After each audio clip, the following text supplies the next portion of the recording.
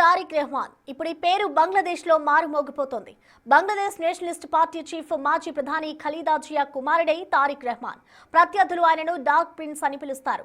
17 ఏళ్ల క్రితం దేశం విడిచిన ఈ నేత సరిగ్గా బంగ్లాదేశ్ పార్లమెంట్ ఎన్నికలు సమీపిస్తున్న సమయంలో ఎంట్రీ ఇవ్వడంతో ఇప్పుడు అక్కడ రాజకీయాలు ఆసక్తికరంగా మారాయి.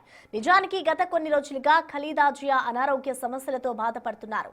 ఆమెను పరామర్శించేందుకే అతను బంగ్లాదేశ్ కు వచ్చినట్టుగా కనిపిస్తున్నా వచ్చే ఎన్నికల్లో పార్లమెంట్ ప్రధాన మంత్రి అభ్యర్థిగా తారిక్ రెహమాన్ పోటీ చేసే అవకాశం కనిపిస్తోంది.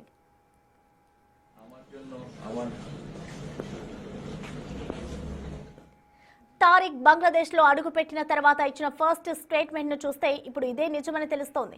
మెరుగైన బంగ్లాదేశ్ ను నిర్మించేందుకు తన వద్ద ప్లాన్ ఉందని వెల్లడించారు.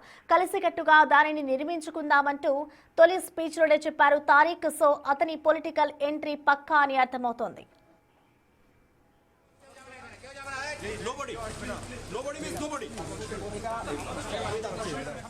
తారిక్ రెహమాన్ ప్రస్తుతం బంగ్లాదేశ్ నేషనలిస్ట్ పార్టీకి యాక్టింగ్ చైర్మన్ గా ఉన్నారు.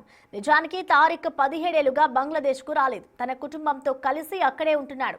అలాంటి వ్యక్తి దేశంలో అడుగు పెడుతున్నాడని తెలియగానే స్వాగతం పలికేందుకు పార్టీ మద్దతుదారులు ఢాకా ఎయిర్పోర్ట్ వరకు మార్చ్ చేపట్టారు. దీంతో ఢాకా ఎయిర్పోర్ట్ వద్ద కట్టుదిట్టమైన భద్రత ఏర్పాటు చేశారు.